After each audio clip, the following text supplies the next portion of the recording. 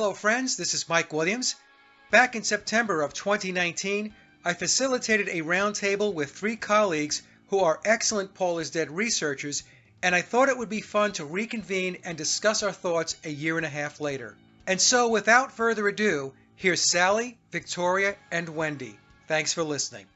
Okay friends, it's Mike, and I've got the ladies back together, and we're going to do a second roundtable.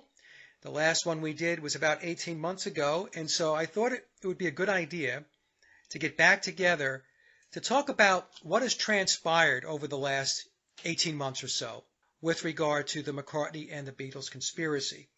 And so with me is Sallie, Victoria, and Wendy.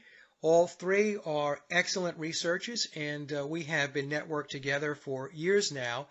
For the show, we did create an outline, just so the audience knows, so that we can hit the points. But as I mentioned pre-show to the ladies, if something comes up, a question comes up that deviates from our outline, we're just going to go there. So we have kind of a loose structure here. But the first question I want to ask, and I'll start with Sallie. To me, I'm seeing more and more people becoming aware and awakening to the McCartney and the Beatles conspiracy. If I go back 5 years ago when I first got into this, and I fast forward to now, there's a pretty large awakening, I think. I can see it through my YouTube channel. I can see it through the emails that I receive. What are your thoughts, Sallie? Do you think it's growing? Are more people becoming aware of it? Absolutely, it's growing. I mean, we found something this morning that backs up, did the Beatles write all of their own music? We had a chuckle on that particular video that's floating around now. Is this the video where they talk about the songs that were ripped off? Yes, absolutely. And he quoted you verbatim. Amazing. No credit, though. Don't hold your breath. We obviously see a clear division between people who are just never going to see the truth and those of us who have woke up and are moving forward with the false narratives that we see all around us. Yeah. And this is just one incident that springboards us into seeing the world around us. Yeah, there's like that split of 2 realities. Yes. Yeah. No, that's definitely going on. And like you said, Sallie, it's not just about the McCartney and the Beatles conspiracy. It's everything. Right? Everything that's going on today with, I can't say it because YouTube will yank the video, but the CV thing, Mm-hmm. We're seeing a division there. Victoria, what do you think? Are you seeing more people becoming aware of the Beatles and McCartney conspiracy? Yeah, it's definitely a hot topic. Who's alive and who's dead? No doubt about that. I'm not going to go any of those other places. We'll just stick with PID. Every day I see things, and I think the Paul is Dead is maybe a little more popular because there's more on it. You can go out there and you can research and pretty easily, and not only that, you can do your own research and make a decision in just a few minutes, looking at pictures and watching some videos, and you can figure this out pretty quickly that Bill is Paul. And I think people are coming around wanting to know the truth, realizing after the events of 2020, whatever you want to say, that there's a lot of deception out there. And people are starting to say, hey, I'm not going to believe anything anybody tells me. I'm going to go back and start from the beginning and look at the truth. That's what I want to know. If I can find it, I want to find it. Yes. Yep. I agree with that. Wendy, how about you? Yes, I do, definitely. I mean, particularly this last year, I think as well, Billy has made himself more accessible. I mean, he's been doing sort of various online interviews and dispelling some Beatle myths in articles and magazines and everything. And there are far more sites available now. And I've found that the comments regarding the replacement are far less hostile and more open-minded. So I definitely think, there's definitely a change. Like I said, I'm seeing it. And I have to be careful when I say that because, I invest so much time in it, so, as you do as well. And sometimes we can just get lost in the work that we're doing and who we're networked with, and sometimes that can artificially unfold as more people becoming aware. But I'm actually seeing it through my YouTube channel, the comments, like I said, the emails, and the channel is now approaching 10,000 subscribers. It's not a tremendous amount of subscribers, but it's been a steady growth over the last 4 or 5 years or so. That's one of my barometers, that for something like this topic, which can be, very niche or niche, depending upon how you want to pronounce that word, to get 10,000 people to sign on or to subscribe, I think that's a pretty good indicator. Let me ask this question. What are your thoughts about memoirs? What do you think about memoirs over the last 18 months since our first roundtable? What is your take about the book Telling the Truth through historical fiction? And Sallie, what are your thoughts? The book has so many layers. I'm wondering whether or not each chapter, the numbers that he keeps throwing out through each chapter, reduces to 666. If you take every one of the numbers in each chapter. I was playing with it one night. It was like, man, this is too overwhelming. I'm not going to do this. Not right now. But I listened to the audiobook for the last week. And sometimes instead of reading it, you just want to listen to it. I got so much more out of that. He has some amazing insights on spirituality that I guess I never picked up before.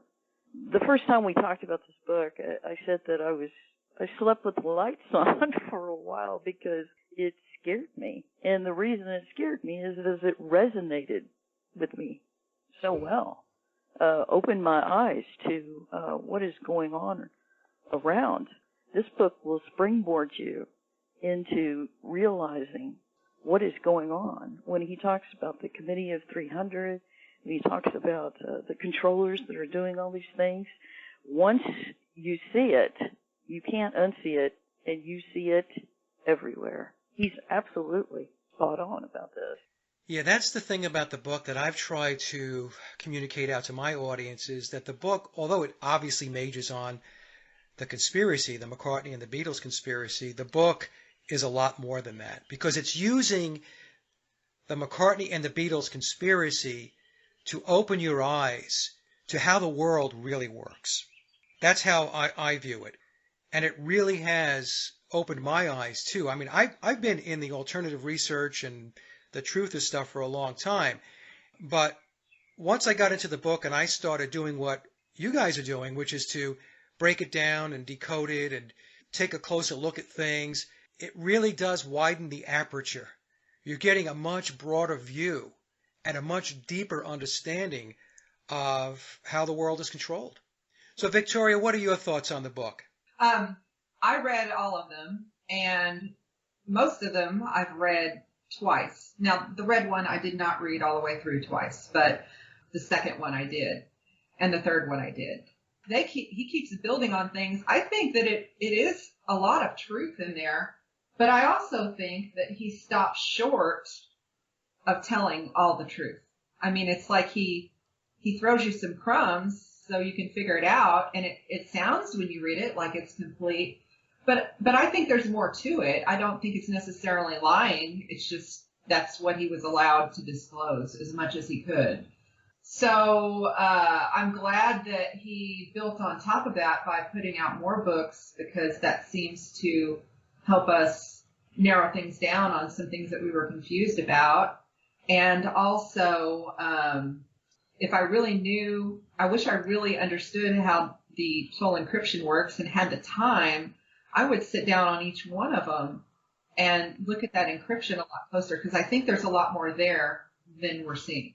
Yeah, yep. And I've explained to folks that the book is like a puzzle. There are parts of the book, of the narrative, which are leading you to go research in a certain direction. It's not giving you the answer. It's saying, it's kind of a wink and a nod. Hey, if you kind of go over here and take a look at that, you'll fill in more blanks.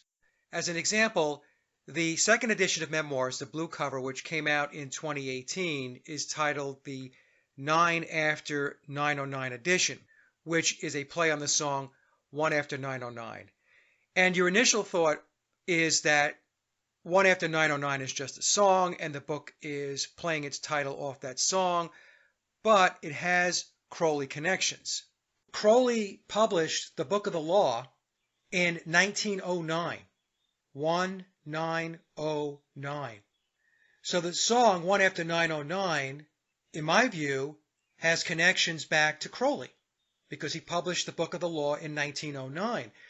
And as we all know that everything is connected. Everything is connected into the occult with the Beatles. It's connected back to Crowley. It goes back to Illuminati and free Masonic symbolism and all of that stuff. I wanted to add something to that I ran across accidentally. If you take 555, which is the time that the sun rises at Greenwich, it's also Hitler's officer number. That's the Hitler number, 555. If you take 5 and divide that by 55, it's 909. Very interesting. I didn't know that. I learned that. I just was doing some depreciation on some things, and I kept running across that and saying 909, that's awfully familiar.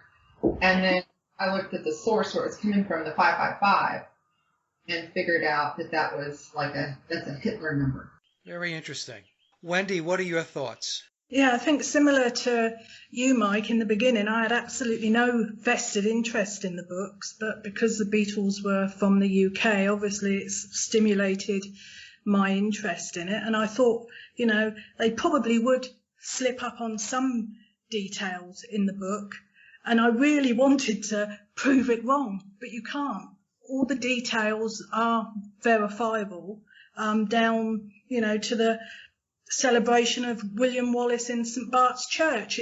It's all there. Everything that needs to be verified can be verified. And I just wonder whether the structure of the books are designed to stimulate our interest with each reading, because it's like reading a different book each time you read it. Your mind subliminally wants to move on to another part of the subject, which moves you on further. So, it's a different book each time you read it, is what I'm sort of trying to say. And I do think the books are truthful. And I agree with Vicky. They stop short of the whole truth. But then it's down to us, if we want to find out, to go and do our own research on it. I mean, memoirs, I almost liken it to a foundation course at college. It gives you the basics to move on and find your own information. Yeah, if he had to explain everything in the book, it would be 6,666 pages, right?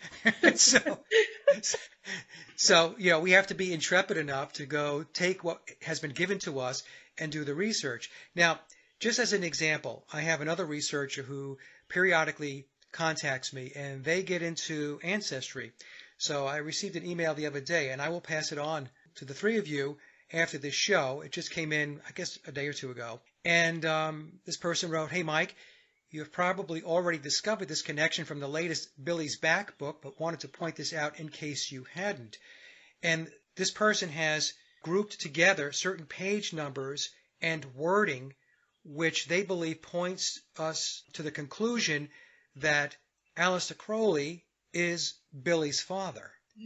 So they point to page 380, page 387, page 388, and 389. Yeah, so 380, 387, 388, and 389. So I will send this to you, because I won't do it justice here, because I haven't taken a close look at it myself, but I can tell you that this person has done some very good work, very diligent with tracing back the ancestry. So I'll send that along to each of you, and you can take a look for yourself. Yeah, I just wanted to say, didn't it say in the book that it's encrypted within the book who his father is? Yes. Okay. Yes. So maybe this person has broken the code, and so I'll send it to you, and then maybe what I'll do is I'll run it by Tom as well, and see what he says. Well, in the audiobook, he he calls him Father Crowley, unless he's calling him a priest. Yes. Yeah, there's a quote as well from Aleister Crowley that Billy mentions in the book. I haven't got it on me at the moment, but it's a almost direct quote. He says, "My father says," and this quote, and it's exactly the same as the Crowley one. There are quite a lot of clues in the book that lean to Crowley being his father. What we'll do is after the show, you and I will dig it up. Yeah. If you find it or I find it, we'll put it into the show. I'll slip a slide in where people can see it. Yeah, okay. Let me see here. The next question is, in Memoirs, Billy explains Paulism. So I'll start with Sallie. What is Paulism to you? When Billy talks about Paulism, what does that mean to you? That one was a really tough question to answer, just simply because it's so complicated. But I'm leaning towards Paulism is basically the cult of Dionysus. This is what they're trying to implement. Yeah. It's a religion, right? Yes, absolutely. It's a religion. And when he talks about John coming to the point that he doesn't believe anything, that when people become so obsessed with this mindset of adoration of the Beatles and all that kind of stuff, and when reality hits, despair takes its place. Now, when you have a despondent bunch of people, they're pretty easily controlled. Well, in the song from John's Plastic Ono Band, there's the song I Found Out, and one of the lyrics in that song is, I've seen religions from Jesus to Paul, you know. So John, in my view, has always been more adventurous, I'll say it that way, with putting the clues out there about what the Beatles were really about. As an example, in the Rolling Stone interview going back to 1971 or so, or 72, he refers to the Beatles as the Beatles myth. Back then when I was reading those articles, I didn't think anything of it. Now I read those articles, I think to myself, how could I have missed what he was saying? Victoria, what is your understanding of Paulism? Well, I understood it was a religion. I understood it dealt with sacrificial death or sacrifice.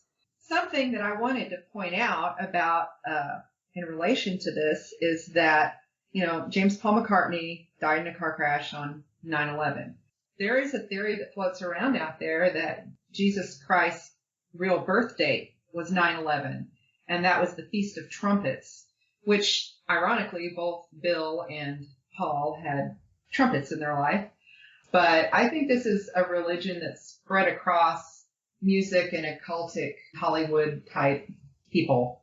That's where you're seeing this, but it is real. I do believe there really is a Paulism, and that people follow it like Catholics would, or whoever else has their own religion. I really do believe that. Well, they have millions of followers, right? The Beatle fans, right? People who love Beatle music.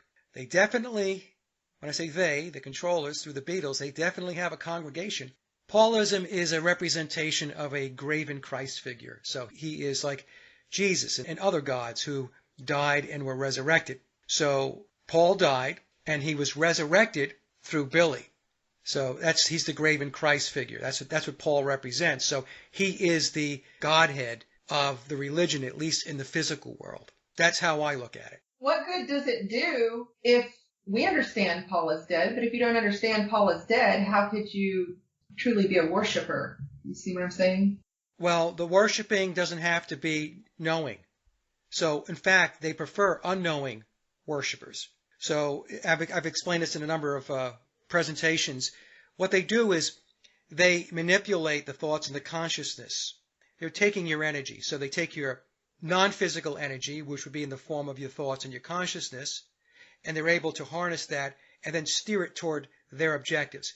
But there's also physical energy that they are taking from or usurping from the population, and that would be in the form of money, right? So if you're buying merchandise, you're buying CDs, you're buying books, and you're buying, Beatle T-shirts and all of that stuff. You're buying box sets, right? You're doing all this stuff. they are extracting that from you. My understanding and my interpretation of Paulism is bringing in a new age. It's a religion that has multitudes of followers, most of which are unknowing adherents in the congregation, that have had their thoughts and their lifestyles shaped, social engineered, to evolve to where we are today. So we know in memoirs it tells us that the Illuminati declared war on Christianity back in 1962. So they had to put in place what we now know, or I know, as the Aquarian conspiracy. That was a conspiracy that was put in play to evolve away from traditional values, evolve away from the religions that were prominent at the time, Christianity being the primary one, and to break it down and to move us to an Aquarian age. Sallie mentioned the cult of Dionysus as an example. We used to hear the old saying, if it feels good, do it. And that's basically it in a nutshell. And the way the controllers view this thing is that this is freeing to humanity, that you're not going to have shackles, that you're not going to have all of these rules and these constraints. Now, I'm not saying it's a good thing. I'm just saying this is my understanding of their take on how things used to be and where they want to take things. And that the cult of Paulism was a major cog in the wheel that started with the human potential movement that the social engineers at Tavistock and SRI were engaged in, like Willis Harman, Theodore Adorno, and that made its way into the Aquarian conspiracy, and then that morphed into the concepts of the New Age movement, which is still alive and well today, which is being formulated out of the Esalen Institute, which is tucked in under Tavistock. That's my take on it. Wendy, what are your thoughts on Paulism? No, I completely agree with you. It's the whole cult of Paul, from his dreams to his demise, trying to change the consciousness of society from the 60s onwards, and this continued obsession with the Beatles and Paul, and the deification of Paul, as a god-like figure, the public face of the Beatles, and how the powers that be control everything behind the scenes. It's the official narrative of what they want us to believe. It's like an interchangeable state, really, between, the Beatles and Paul. One could not exist without the other, and it continues today with Billy saying in memoirs, Paul continues to work through him, right, to bring his influence to us. So it's an ongoing cult of Paulism. Yep. So you and I are on the same page. Yeah. Yep. And it's very powerful because, as we know, even within the Paul is dead community, there is a very large segment of that community that worships biological Paul. Yeah, definitely. Right? And what is that? That's Paulism. Many of them, probably almost all of them, don't really understand that. No. And trying to explain it goes right over their heads. We don't know him. We don't know them. We only know what we're told, and it's up to us to try and find out the truth. But it is an overall religious cult. There are so many people that won't hear anything bad said about Paul or the Beatles. It's definitely a cult that continues to this day. Yeah, and you made a very good point, because I was talking to somebody else about this the other day. What people think they know about the Beatles, and let's just pick on biological Paul McCartney. People will say he was such a nice guy, he was so cute, he was so talented, he was a genius, and all this stuff. But the thing is, the people who say these things, they don't know him. They've never met him. I mean, they didn't hang out with him. They weren't having breakfast with him, lunch with him, dinner with him. They weren't partying with him. They have drawn their conclusions based upon official narratives that they have consumed. Exactly. Definitely. I see it myself on my page. People say, oh, well, he was such a nice guy. He didn't deserve this and everything. We don't know them. Right. We don't know if anything that we've been told is true. We don't know them personally. And, it's this obsession. It is really a Beatle obsession. I have a very, very hard time reading some of that stuff because it's just running in place, wheel spinning, continuing to regurgitate that whole narrative that you and I just talked about, where people come across as if they know him or they know the Beatles. And again, like I said, you only know what you know or you think you know because you have been consuming what has been fed to you, which is the official narrative. And we'll talk a little bit later about some of our thoughts about their younger days when they were kids and teenagers. But we won't talk about that now. We will get there. So, okay, so we got, so we talked about Paulism a bit, and I agree it is a bit elusive, but I have narrowed it down to it is a cult, like Wendy said. It's a Luciferian cult. Cult of Dionysus is the same thing. And there are millions and millions of people, whether they know it or not, who are adherents. They're in the congregation of the Church of the Beatles or the cult of Paulism. So off of that, here's the next question. I think it's a good segue. What is your overall opinion on the Beatles now that we have dug so deep into the research? Has your overall perspective changed with regard to the Beatles? How do you view them now versus how you used to view them before your research started? And Sallie, let's start with you. Can I say just a little bit more about the Paulism? Of course. Bill talks about how even people that don't understand that Paul died and was resurrected, by listening to the music that is constantly giving clues out in the songs, that you're accepting his death and resurrection because your subconscious is working out the clues that you are not particularly paying attention to. That's right. In your conscious mind, just by listening to the music and never accepting that's not the original Paul. On another level, you are just by the fact that you're listening to it and that they planted all of these clues into your head through the songs. That's a very good point, Sallie. And I just want to follow up on that because people have asked me about, why the clues are important. And I explain that for me, the way I view it, and it's on the same track that you're on, those clues and that backmasking, they are ongoing rituals. So as long as people continue to play Beatle music, and I'm guilty of it, by the way, I still play Beatle music. I'm just saying this is the premise that it's ongoing. In fact, when George Harrison was asked about My Sweet Lord, and he was singing Hare Krishna at the end of the song, he was asked about that, and he said it's because it's a mantra. And he said by putting it in a song and having people sing it, it was, in George's mind, manifesting the principles of Hinduism and Krishna. These things are done intentionally and for a reason, and it's not because they're doing it on a lark, because, hey, I think it would be cool just to do this. No, it's not just cool. And by the way, the whole concept of doing things backwards is a tenet of Aleister Crowley. So, Sallie, how has your perception of the Beatles changed, or has it? Oh, man. Oh, my goodness. 5, 6 years ago or 10 years ago, I was playing Beatles rock band with my kids.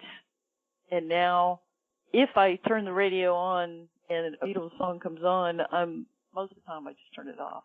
I've gone from one extreme to the other. And I'm sure eventually I will start to appreciate their music again. Anything that you're involved in, you don't necessarily know that you're involved in because the satanic controllers are at the top and they're involved and they run everything. So whether or not you're listening to music or whether you're doing this, you're doing that, everything has satanic overtones. So a lot of times I don't even listen to the radio anymore. Driving down the road, it's total silence. Yeah, I do the same thing. Yep. I'd rather listen to my own thoughts. Yep. Amen. Victoria, how has your perceptions and your thoughts about the Beatles, how have they changed? Well, that's a long answer. I'll try to keep it short. I want to kind of go back and bring the last question into this question.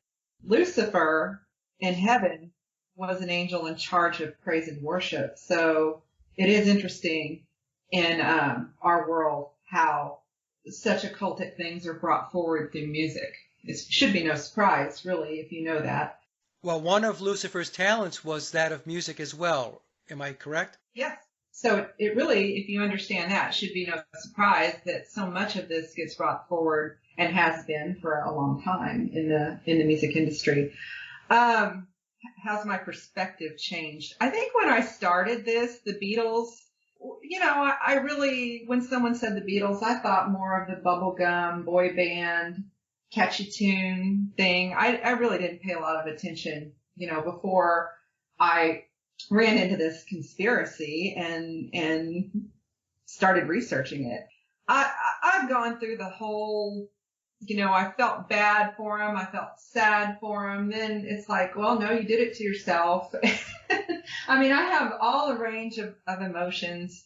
I also don't listen to music very much anymore. I might when I work out and occasionally when I drive. Other than that, I've disconnected my television from cable. I don't even have that anymore because I'm tired of being fed too much stuff that just isn't true. Yeah, me too. Yep. Just turned it all off. I do listen to a little music once in a while. None of it's new. It's all old. I mean, I've gone through all these feelings of disappointment, sadness, and even, when you first jump in on this, you realize what's going on, you expect him to go arrest Bill and tote him off in handcuffs. That's never happening. That is never happening. He's got a secret he wants to share with a few people if they'll listen. And that's kind of, where we're at. My perspective is just that this is show business. Nothing is as it seems. And when I say nothing, the songwriting, the studio musicians, that whole angle of it, even them wearing suits, that wasn't really them. I don't know if they really all knew who they were because they were just trying to be successful and make a lot of money. And this was just kind of how they had to do it. If that's what they wanted, this was the only way they were going to get it. Yeah, I mean, they don't rank real high on my list of ethical people. But it is an amazing conspiracy that you can just get lost in. I really do love reading about it, but at the same time, I'm disappointed that this has all been just a big pile of malarkey for all these years. That I thought there were these people who were great at something, and it turns out that really, for the most part, none of it was true. Right. Like I tell folks, very little of it is true. And you touched on something that I wanted just to follow up on here. You mentioned how some people are looking for Billy to be arrested. A lot of people wringing their hands trying to think that something like that's going to happen. But in fact, once you really understand how the world really works, and Billy's helping us to understand that in the memoirs of Billy Shears, he's an untouchable. Would anybody disagree with that? That's right. Any of us are more likely to go to jail over this stuff than he is. So, he is untouchable. Nothing's going to happen. And all of this, I'm not sure if it's a mix of he wants to do it or he has to do it or he has to put it out there and, a few people have to understand it. If that's all part of the game. Yeah. But for whatever reason, he's spending a lot of time, quite honestly, on this conspiracy, on the books and the encoding and the little games that we play, honestly. But he's never going to get in trouble. But at the same time, I'm glad he put it out there because it certainly woke me up. You understand this, you understand the majority of the conspiracies that float around. Exactly. Wendy, before we get into the question about your perspective changing, is Billy untouchable? Yes. Okay, well, that was short and sweet. He is. I mean, I get messages all the time from various groups wanting justice for Paul, and I always email back saying it's not going to happen because the very people that you want to give justice are the very people that put this in place in the first place. So you're just not going to have justice. He is untouchable, and he's played the game. You know, whatever we think about what happened with the replacement or anything else, he's done a good job. He's done the job asked of him. Right. And he's lauded. There's plaudits everywhere. He's always being praised, winning awards, everything. Nobody's going to do anything about him. I think you mentioned in a previous presentation, he's going to get a ticker tape parade. Exactly. That's exactly what's going to happen. We see it going on right now. Yeah. Right? He's on all these talk shows now. He just did an interview with Ed O'Brien from Radiohead, and he released McCartney 3, and before that he had Egypt Station, and we're being told that, you know, these albums went right up to #1. And how does that happen? That only happens one way. It's because the people who are in charge, the controllers, are making sure that it happens. Yes, of course. And that's what's going to happen. I mean, you know, you're being extremely naive if you think, you know, he's going to go to jail or anything like that. Nothing is going to happen to him. He's been put on a pedestal from day one. Right. And that will continue. Yeah, his bloodlines alone. Yeah. It just solves that problem. And like you said, Wendy, the very same people that were and are in control of this psychological operation are the same people that own the courtrooms. Exactly. And nothing at all will happen to him. That's just it. Yeah, he's going out with lots of fanfare. Yes, he is. And let me just make it clear, folks, that doesn't mean I agree. What I'm doing and what we're doing here, we're just explaining the reality of the situation. Billy is in that pyramid. And as I have surmised, he's beyond the 33 degrees of Freemasonry, and he's sitting in that middle tier of the pyramid in the degrees of the Illuminati. Yes. Okay, so he's not going to jail. Your perspectives, Wendy, on the Beatles, how has it changed? What did you used to think about them, and where are you now with them? I still love them. Well, good for you. I do. They were always on the radio when I was a child, and growing up with them and everything else. But, I mean, gone is the illusion of the organic back bedroom boy band. That's well and truly gone. And I think it was Davy Jones that said the Beatles were the first manufactured boy band. Yes. So the complete illusion has gone, but I still love the music and I still appreciate them as a band. It's just I have a different perspective on them now. And, you know, I realise that, you know, if you want a career in the music industry, you've got to play the game, follow orders, and be prepared to perpetuate the agendas of the pyramid of power. And if you're prepared to do that, you can have a good career. It's a very narcissistic way of looking at things, but, you know, that's the way it is. But I still appreciate the music. I still play it. But as I said, now I've got a different perspective. But the music was great. I'm not going to say, oh, no, I don't listen to the music. I don't like the music. I always have, and I always will. No, the music was great, and it's the basis of me learning to play guitar and wanting to write music and all that stuff. I'm going to ask a question that is not on our outline because I forgot to add it. I just thought about it. And let's start with Sallie. Vivian Stanshall. Did Billy play the character of Stanshall? Yes, he did. When he talked about in the Urban Spaceman that he was playing Apollo, he wasn't being very flattering to Apollo, if that's what he was doing. But I have a whole theory about Pan and all this kind of stuff. Aleister Crowley summoned up Pan, and Billy is amazingly like the character of Pan. And Pan and Apollo, according to Greek mythology, had a musical contest, and Apollo beat Pan. So in the Urban Spaceman, if you look at it from the perspective, he's playing Apollo, but he's not being very flattering to Apollo. He at one point puts the instrument up his nose. Yeah. Very interesting angle on that. If I could go back to what you were talking about with whether or not Billy is going to get arrested. Yeah. He's untouchable to the point that he can write a book. Now, he has to do it legally within certain confines, but he can write a tell-all book and not be touched. Absolutely. And Billy is also, I've deducted that he is he's the fool card in the tarot deck. You're touching on a very important thread here, Sallie, because Billy, his understanding of mysticism, the esoteric, the occult, is very, very deep.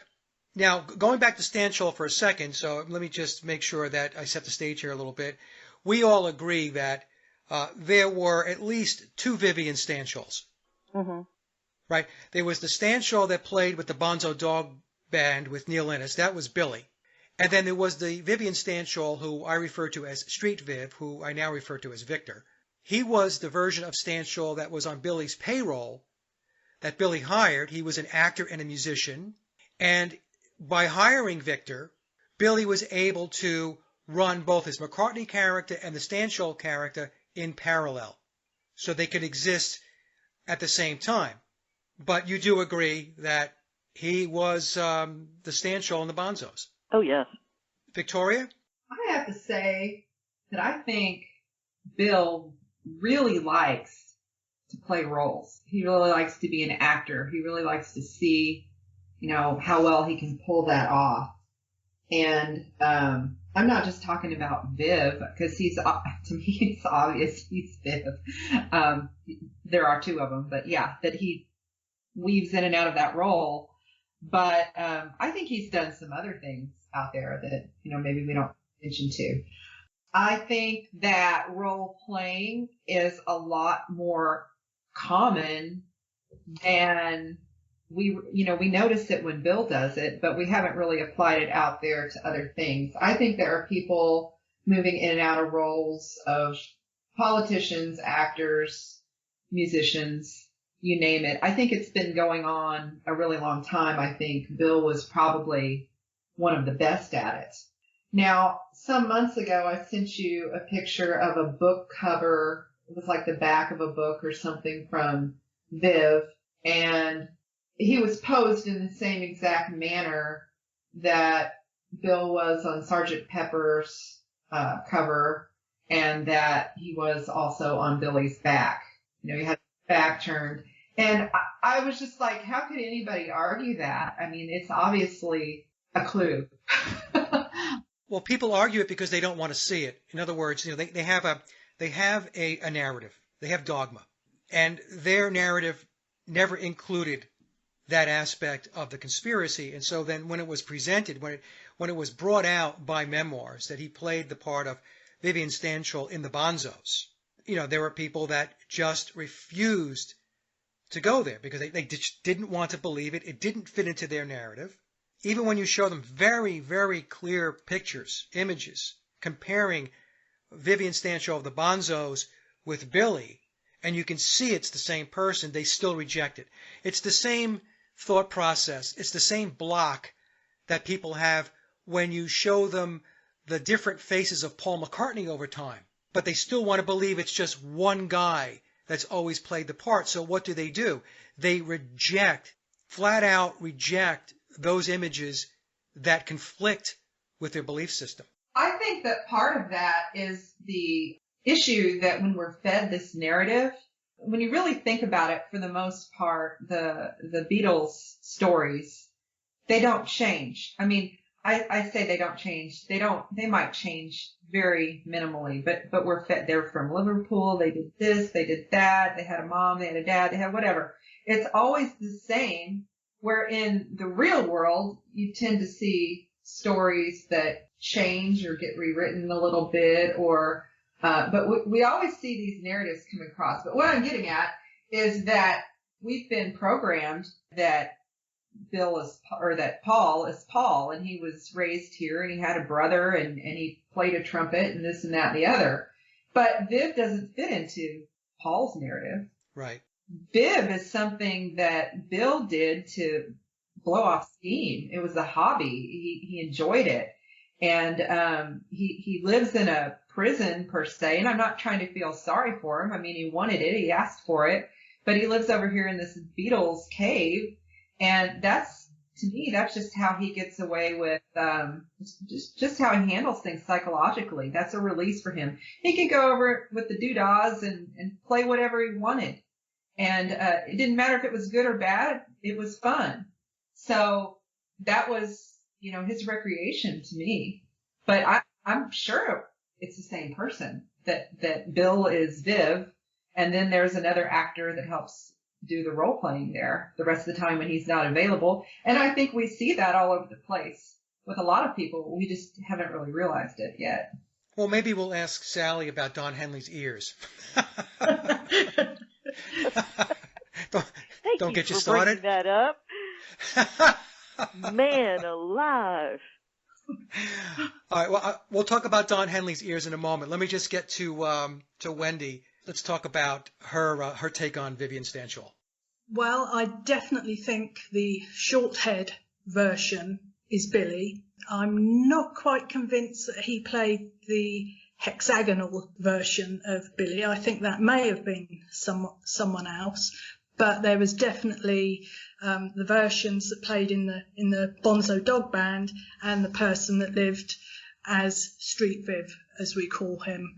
It's another conundrum, really, because people think, well, how can he play all these characters? But he was enabled and to be able to do this. And, the formula that the powers that be used are very simple in structure. It's the subterfuge around it that creates the confusion with all of it. But there was a comment in Memoirs where he said, even after Vivian died, in inverted commas, other people wore my Vivian costume. Now I'm paraphrasing, but that's basically what he said. So that's a very confusing comment, but I think probably 2 in the Bonzo Dog Band and 1 Street Viv.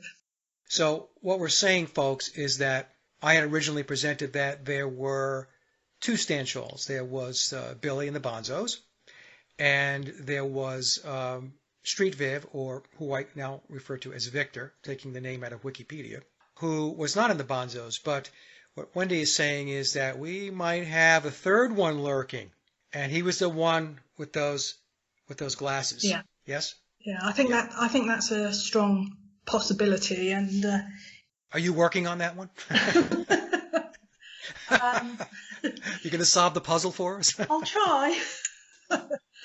Yeah, so it's very, very interesting, and maybe we will, we'll hone in on whether there were 3 Vivians instead of 2. As if 2 aren't enough.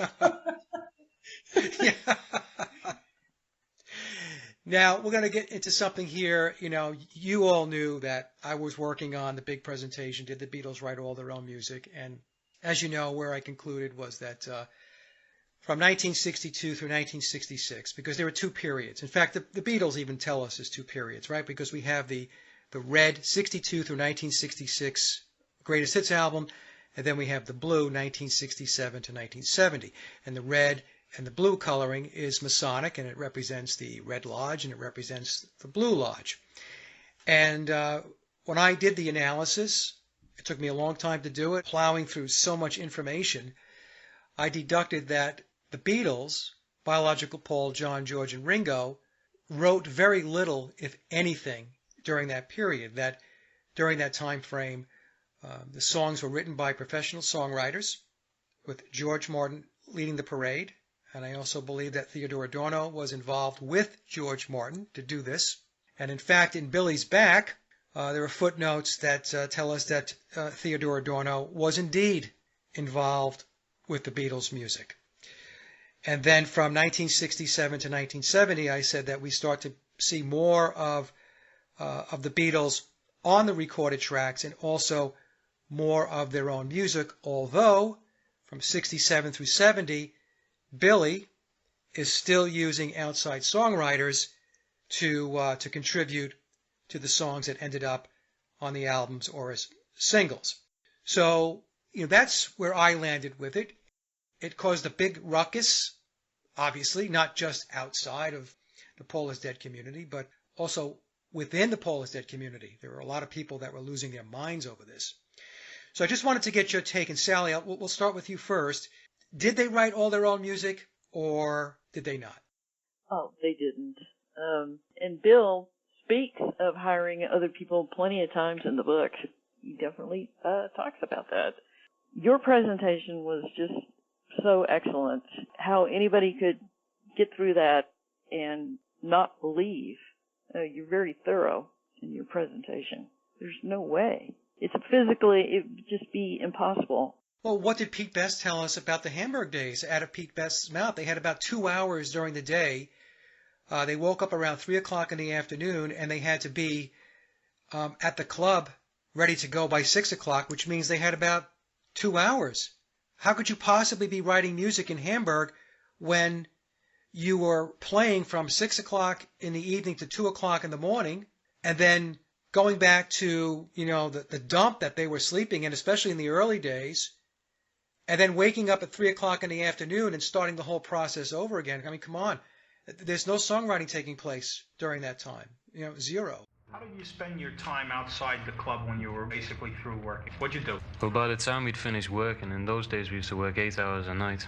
We'd start at 6 and finish at 2 in the morning during the week. What'd you do before? In other words, your basic time for enjoying yourself was before, and maybe a little after, but most of the time before. What did you do before you went into the club? Well, by the time we'd woken up, it was about 3 o'clock in the afternoon. Oh, great. In other words, you had, all sorts of time. You had 2 hours to do what? Yeah, well... Did you walk around? Did you see the rest of Hamburg? Yeah, well, the first time we were there, we were as well as being musicians, we were How did tourists. people take you when you walked around? Did you walk around in black leather jackets? After about a month, we walked around in black leather People jackets. stare at you all the time? Oh, yeah, all the time. Yeah, so you landed with, no, they did not write all their own music. Well, and also, after you play a gig, you're exhausted. Right.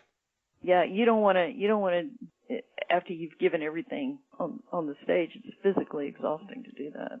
Yeah, and and back in the day, folks, back in Hamburg, in fact, I just did a video on this. I talk a little bit about another piece of research that I'm possibly going to do, which analyzes the period between 1960 and 1962, because the official narrative in the documentary, The Complete Beatles from the 1980s, says that John and Paul wrote 100 songs between them, original songs, from 1956 to 1962. Yet, we don't really see anywhere near 100 songs popping up, right? We don't really start to see original compositions pop up until 1962, when they start to get closer to the Decca, and I'm going to say this in quotes, audition tapes, quote unquote, because that is a very suspect narrative as well. So, yeah, and as a young person, when you're, in 1960, biological Paul McCartney was 18 years old. In 1962, he was 20 years old. And to think that young guys, and George was even younger, he was the youngest out of them all, that they had all of this discipline and that they weren't doing what young men do at that time who were in a band, rehearsing, playing, drinking, hanging out with your friends. To believe that they had this discipline is really not realistic. It's not reality. And that's just going back to the 1960 through 1962 period. But my presentation picks it up from really 1963, when they released their first UK album, their debut album, Please Please Me, and I take it out through Revolver. But I spend a lot of time focused on Rubber Soul, because Rubber Soul is a major gap in the Beatles' narrative. It's something that couldn't have possibly have happened the way the official story tells us it happened. So, in any case, I went through that. I know you ladies know all this, but just in case there's somebody listening that has no idea what I'm talking about with regard to that presentation.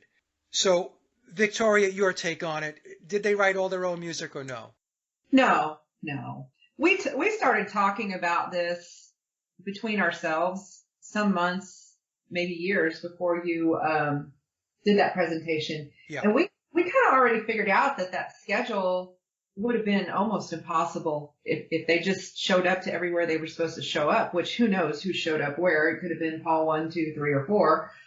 I'm just saying, no, the schedule made it difficult. What threw the ball over the fence for me was the Yesterday, being a classical music piece. Neapolitan song, yeah. Neapolitan song. I just watched a video before we started today that Sallie had sent over, and they weren't alone. Everybody was doing it. There were a lot of people pulling from the Neapolitan time frame, the classical pieces, avoiding, pieces that weren't copyrighted, where copyrights didn't apply. Right. And some that did. Anyway, I also wanted to add that we've talked about this a time or two. The movie That Thing You Do seems to have a lot of little crumbs in it that follow along the Beatles timeline. But that was one of the conflicts in the movie, was that Jimmy wanted to just go to the studio and sing all of his songs that he'd written. And they're like, oh no, you're going to sing songs from the Playtone gallery of songs or whatever. And it made him mad, and he stormed out of the studio.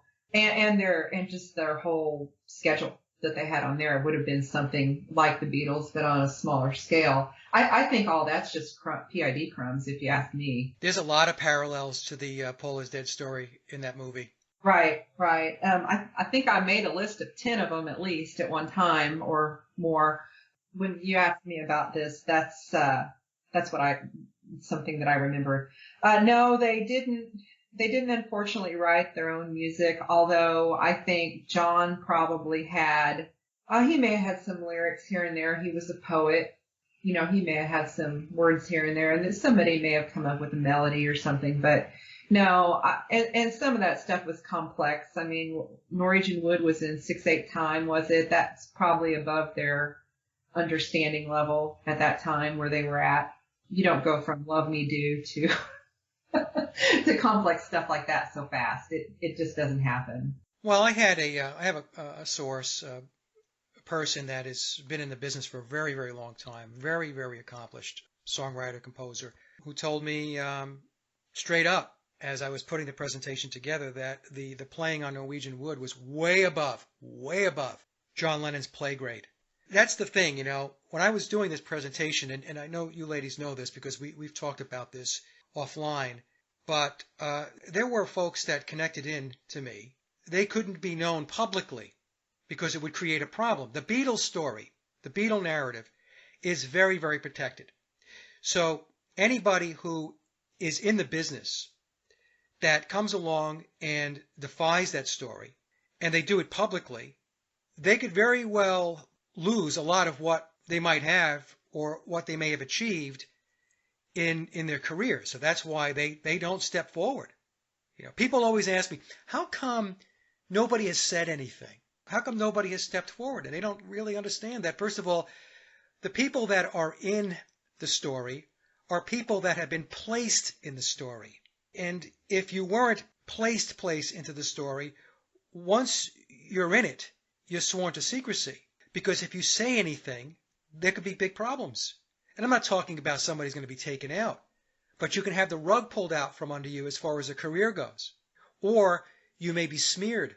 They'll ruin your reputation. They'll ruin your credibility. Right. That's why people don't say anything. You have to think of the Beatles as a factory that makes a product. And so when you buy a product, let's say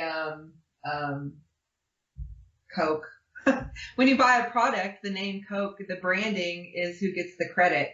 But you don't really see all of the people back here doing all the different little bitty jobs that they have to do to make the end product. Right. Well, everybody had a job to do, and they did it well, as the song says.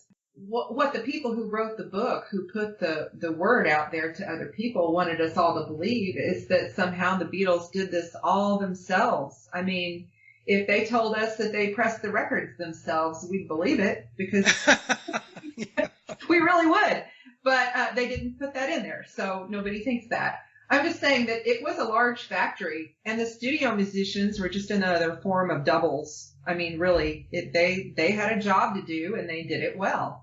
And same way all the way down the line. It's just that for whatever reason, at that point in time, the product was the Beatles, and so everything good or bad, got put on all four of them. I think that George's little incident where he was sued for copyright, that was no accident. They could stop things like that, like Milli Vanilli probably wasn't an accident.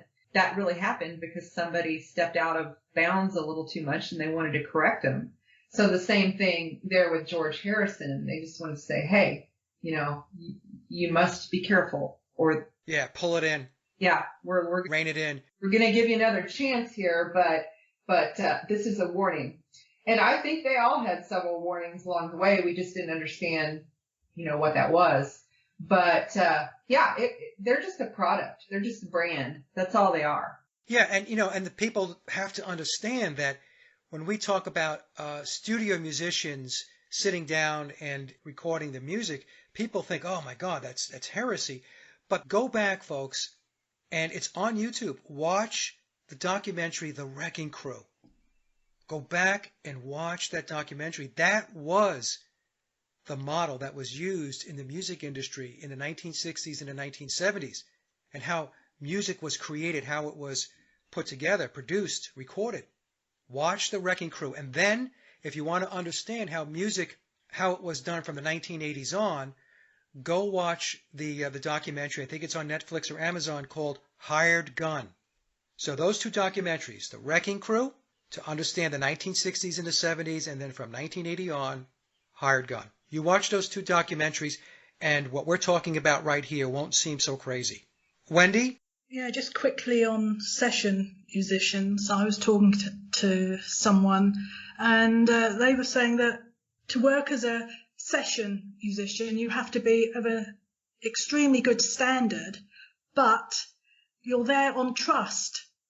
And if people can't trust you, you don't work again. Right. So, people saying, oh, well, why didn't they say this? Why didn't they say that? They wanted to work. And if you want to work, you could basically keep quiet. Plus, back in the 60s, I watched the Wrecking Crew documentary when they were talking about the work that they were doing. They were paid well. That's the other thing. So it's not only just getting work. You're getting work and you're getting paid well. So are you going to jeopardize that? No, you're not at all. I mean, it's, everything is on trust. And if people can't trust you, they're not going to use you. And therefore, you're not going to get work and you're not going to be well paid. So people, kept quiet. And that was it. It's the way of everything, really, isn't it? If you want to get anywhere, get work, move on, you have to be able to be trusted. Well, it's the same thing that's going on today. We don't have medical people talking about the adverse effects to the you-know-what, and why is that? Because if they do, what's going to happen? They're going to lose their jobs. Yeah, exactly. Exactly. So they don't say anything. They bite the bullet. They look the other way. So the Beatles are not the only example of where this type of tactic is put in play, and we see how people just turn a blind eye, or they zip up, or they're in the club. Yeah. Right? That's the other thing. They're in the club. So, they're bound by the Brotherhood, by Freemasonry. So, we obviously have to put that into the mix as well. But as far as writing their own music, Wendy, what were your thoughts about that? Well, I'm assuming as, sort of young people, they did play around with lyrics, strum guitars and everything like that. And probably, they had an input with sort of various ideas to the main songwriters, but the early songs were relatively unsophisticated, so it could be possible that a few of their ideas were incorporated into some of the early lyrics. It is possible, but as for actually the ongoing process of writing songs and the music and everything, for a start they didn't read or write music, and as they got established and more popular, they just didn't have time. I mean, memoirs mention them being exhausted from touring and constant interviews, doing what young people do, making films and public appearances. There just wasn't the time, even if they were able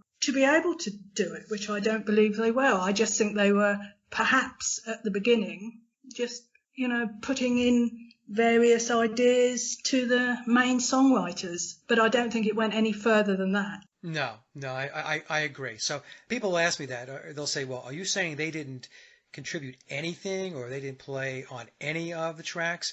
And the way I answered that was not to the degree where it mattered. So if you come in with a little song, as an example, right, and it's, E, A, B, those are chords, and you strum it and you say, hey, George Martin, what do you think about this? George will look at you and like, okay, well, that's nice. So what would happen, though, is even if they did come in with something, those songs would be reviewed and they would be reworked by professional songwriters because the Beatles were a machine. They were there, obviously, as a major psychological operation for social engineering, but guess what, folks? They also made a ton of money, right? So you're not going to, when you put this thing together, you're not going to leave it to chance. Nothing gets left to chance. Nothing. Exactly. Nothing. All the I's are dotted and all the T's are crossed.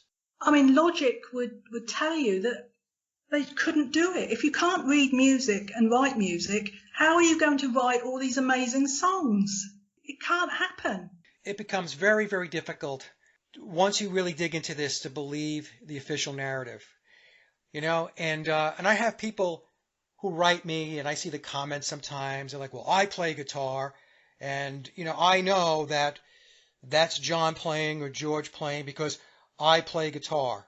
And it's an argument that doesn't make any sense because, number one, you don't know if they were on those recordings. You don't know because you were not there. So when people say things like, well, I know because I'm a guitar player. No, actually, who you're listening to, in all likelihood, is a guitarist like Vic Flick. Okay, so Vic was with the George Martin Orchestra. He played the guitar track to Ringo's theme in the film A Hard Day's Night. He played the James Bond theme at the beginning of Help on the U.S. release of the album. And as I mentioned in a recent video I did, a commentary video on the Beatles, what would make us think that George Martin only hired Vic Flick, who was a guitarist in his orchestra, for only those two bits? But why wouldn't we think and take the next step forward and say, some of that guitar playing on those tracks, I have to tell you, is exceptional. It's very, very good guitar playing. So to kind of like back into this a little bit, the email I received from a person who has been in the business a very long time. I'm talking about decades. And he said in his email when he was looking at my video that was questioning whether they were playing live or not, or whether they were miming their instruments, right? And this person wrote me, and I can't say who this person is, but they said to me, my guitar playing skills were used often back in the day, similar to Vic Flick, to deputize pretty faces who were not up to par as musicians across various recordings by famous artists. That's a direct quote. It's mind-blowing when you think about it. But, I mean, logic again would tell you, why would you let amateur people try and write music? You wouldn't when you've got a bank of professionals there to play and to write music. And as you said, it's a machine. It's an industry. It's there to make money. And George Martin was under a lot of pressure to deliver 2 albums a year. There was no way he was going to sit down with a bar and club band. Exactly. And folks, they didn't have anything. In my presentation, George Martin says he thought their music was rubbish and they didn't have anything behind them. Okay? I don't know how much clearer that has to be. Also, the 1962 Mercy Beat article, where it very clearly says that they were flying to London to play at EMI, to record at EMI, I should say, to record songs that were written for them by their record manager, George Martin. And I can't tell you, ladies, how many people just blow past that smoking gun. And I think in one of your presentations, you had some photos of them actually in the studio with big folders. Binders, yeah. And, sat around reading. They were professionally bound binders. They were sat there looking at what they had to do. Yeah, they were corporate binders. And I've had people write me, I had 2 people write me and say, oh, that was the script to A Hard Day's Night. I'm like, really? Really?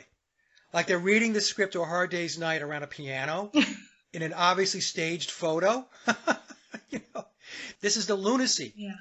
of the thinking of people that just cannot come to grips with the fact that it is not what they were led to believe that it was. They can't let it go. They can't. No. You know, they can't let it go. Anyway, so this is going to lead to the next question, and we won't spend too much time on this, and we'll shift over to Sallie now. So now that we've talked about the music, and we all agree that they did not write all of their own music, and again, folks, I'm not saying they didn't write any of the music. I'm saying they did not write all of their own music. Okay, so there are pieces that they did write, especially as we got into the Sgt. Pepper era going out through Let It Be. But how important, Sallie, was George Martin to the process? If you think of this whole process like a military setup, he was like a colonel that had to whip soldiers into shape, which is kind of funny because Sgt. Pepper, but you know, that was his job. I mean, and he admitted it several times that he had to bring these people that had no, you know, he thought their stuff was rubbish into a presentable package that people would want, even to the point of telling them how to dress. In fact, in memoirs, he tells the story that Billy tells us through Tom that when Brian Epstein first approached George Martin said no. No. Right? And then Billy says then George got a call from upstairs and said, yeah, we realize that this is not what you want to do, but you know what? You're going to do it. You got to do it. Yeah. Yep. So if George Martin had his druthers, he would not have been working with the Beatles. He was ordered from levels above him to take them on and to mold them and to make them into what they ultimately became. Victoria, what are your thoughts on George Martin? Main cog? Did he write any of the music? What do you think? Main cog wrote a lot of the music or had something to do with it, arranged it, wrote it, co-wrote it. He didn't get to be a sir. He didn't get to be that from doing nothing. He was a main influence. There was a lot of money behind all of that, and it was his job to make sure it got done and got done well. And without him, there wouldn't have been the Beatles. That never would have happened. You know, I get a little confused when I hear the story about he got a call from upstairs. I mean, I understand it, but I don't understand why they chose those four, why it had to be them. They didn't sing any better, other than possibly they were already mind controlled somehow, and that's why it had to be them. Yep. Obviously, he didn't want to work with them. He probably didn't want to do rock and roll for that matter, but it paid off for him nonetheless, obviously. And he's probably bloodline. Oh, I would say without a question of a doubt, George Martin's got bloodlines. Yeah, so Yep. if he set into something, he was going to make it happen.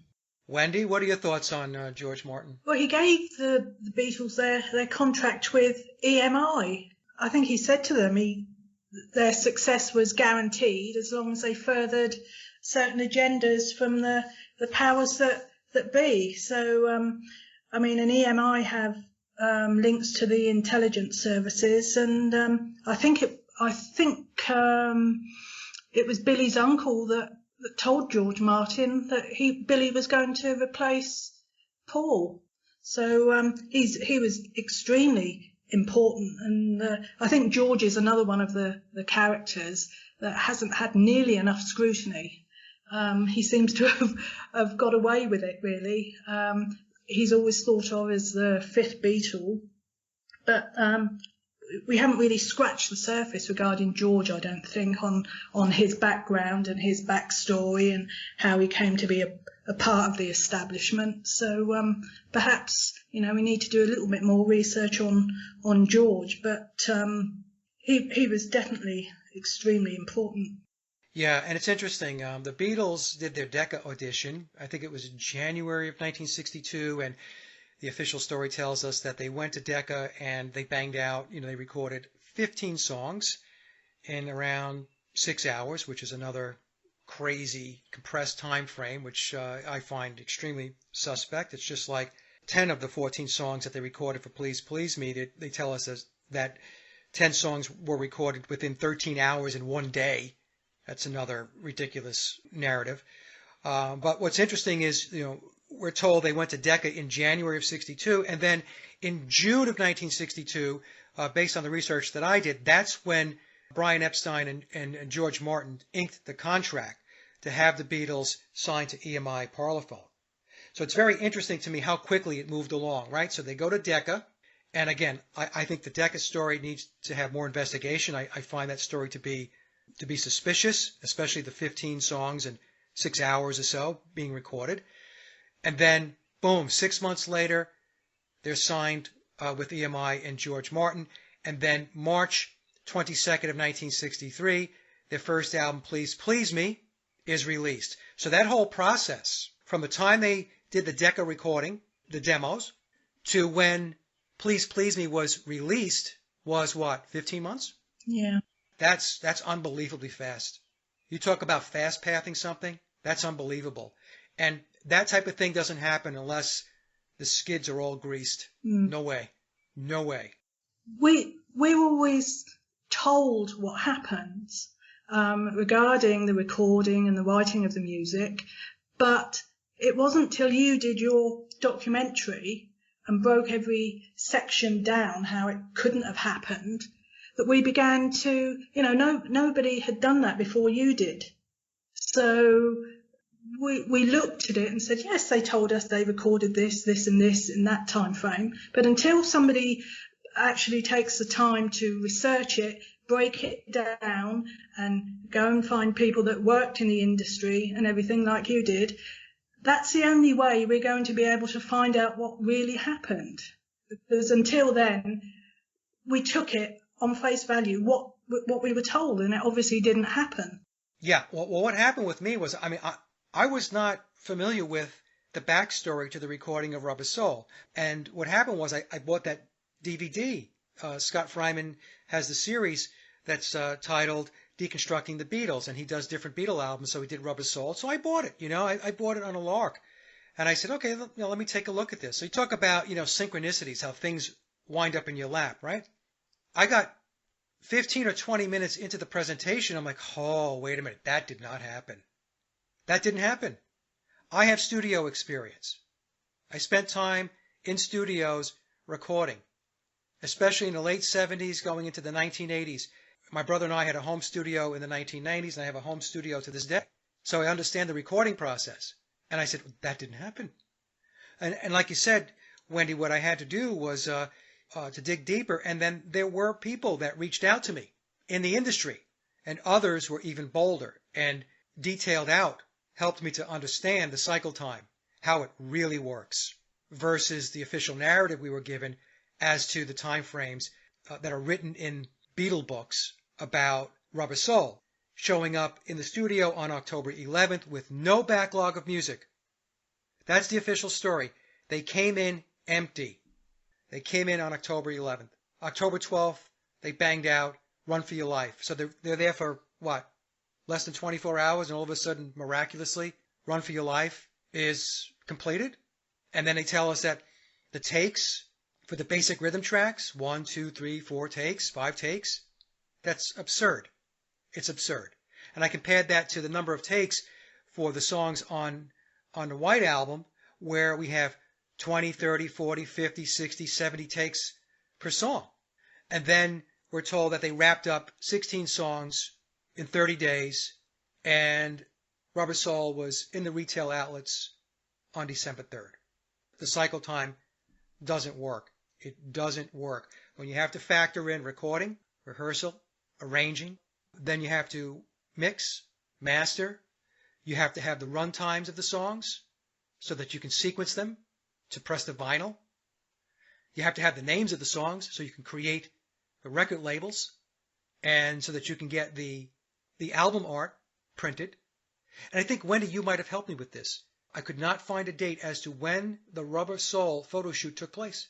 No, I couldn't, because I know it's an enigma. Yeah, there was nothing at all. I mean, I searched everywhere, and but regarding your comments, I think the powers that be are playing on the naivety of the general public because we don't know the process of writing, recording, and pressing albums and everything. And the people that do are not going to say anything. So it's a catch-22 situation. We don't know how the music industry works, and the people that work in the industry are not going to tell us because they want quite right to keep working. So, that's another way of, fooling us in a way.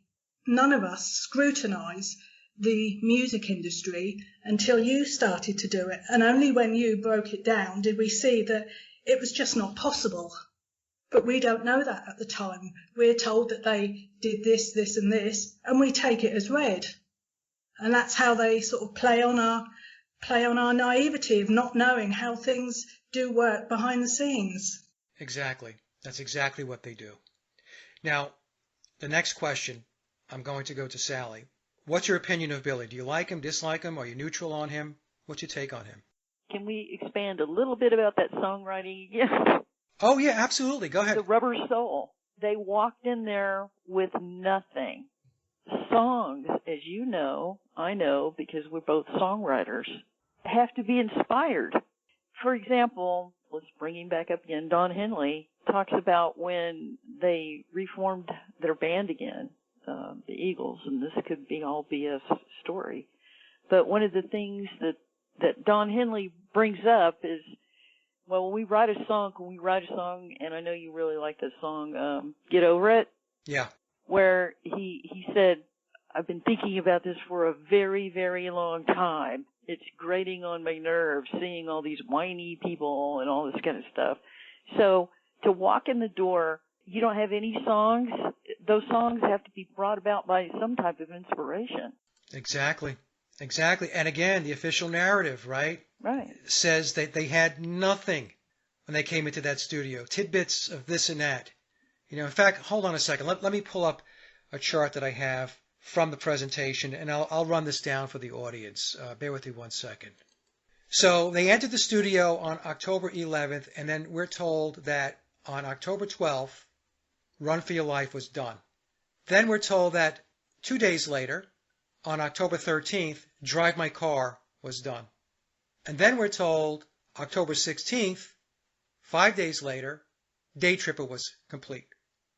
On October 18th, 7 days since arriving in the studio, If I Needed Someone was completed. October 21st, 10 days in, Norwegian Wood. October 22nd, they finished 2 songs, In My Life and Nowhere Man, 11 days in. We Can Work It Out, 18 days in. Michelle, 23 days in. What Goes On, 24 days. Think for Yourself, 28 days in. The Word, 30 days in. And then we're told that they finished 4 songs in a single day on November 11th. Of course, November 11th, 1965, folks, is an occulted date. November is 11. The 11th day, 11. 1965, the last 2 digits of the year. 6 plus 5 is 11. 11, 11, 11, 33. We're told on the last day, November 11th, they finished and completed You Won't See Me, Girl, Wait, and I'm Looking Through You. And they tell us that Wait, some of the basic rhythm tracks were recorded back June 17th, but they finished up the song on November 11th. It's ridiculous. The whole time frame is ridiculous when the story's telling us that they came in with no material. And they just conjured up inspiration for every one of those songs in that amount of time. Right. And so then, once they finish up on November 11th, George Martin had to go through the songs. He had to mix them down. He had to figure out the run times and all that stuff. Yeah, well, when was all of this stuff taking place with regard to the record sleeves? Right. That all had to take place beforehand. So what we're saying, folks, and if you haven't watched the presentation, watch it. Take a look at it and listen to it and follow it, and you'll see that the whole process of Rubber Soul had to start way before the Beatles ever showed up into the studio in order to have that record out in retail outlets in time for Christmas on December 3rd, 1965. So, in any case. All right, so let's go back to Billy here. Sallie, like him, dislike him, or are you neutral on him? Oh, I like him. Okay. You know I do. Why do you like Billy? I like him. I like his humor. I like his creativity. I like the fact that, as Tom said the other day, he's been walking a fine line since he started. Yeah. He's being honest in the way he's, masterfully speaking. In one of his chapters, he talks about saying stuff and have several different meanings, and you have to figure out where exactly he means by what he said. I appreciate the fact that he can take situations, The Long and Winding Road, Golden Slumbers, all of those songs, when you find out the meaning behind those songs, are absolutely gut-wrenching. I mean, they can be just by most of the time until we did a deep dive into memoirs, we had no idea what most of these song lyrics meant. He's extremely gifted. I think he's been calling the shots for a lot longer than he admits it. That video I showed of Hey Jude at the beginning, he looks like he is telling the cameraman where to point the camera. He nods when he's playing Hey Jude to, I think it's David Frost.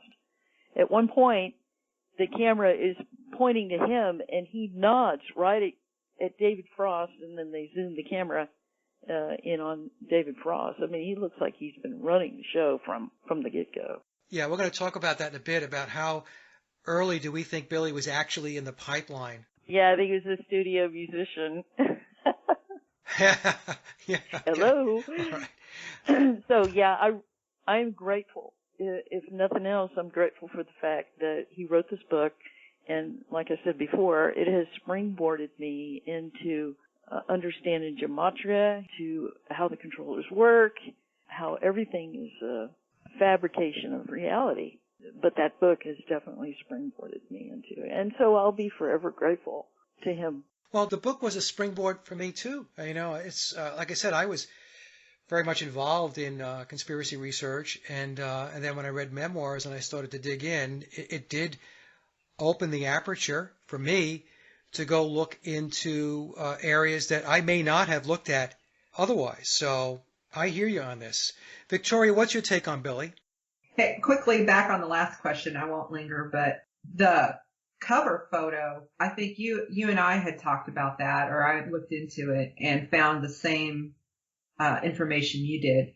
The cover photo was like from May or something. It was from when they were filming Help. Yeah. Regardless of what what that photographer says in the fall happened or whatever, that was from when they were filming Help. They all had the same clothes on that they had in one of the scenes of the Help movie.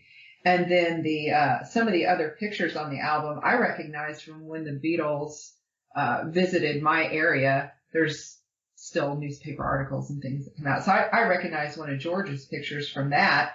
So that had to be 1964. They just used a bunch of old pictures and threw that album out there and then created a story. But that's what they did. But back to Bill. I have come full circle with him. There was a time where I was angry and didn't like him, but just to make a long story short, he is really a good musician. He really is a good musician, and even if you don't like all his songs, I get that. I don't like all of his songs either, but not every song is meant to be a hit. It's meant to say something. I think that I do like him, but at the same time, I'm cautious with that because I don't really know who he is.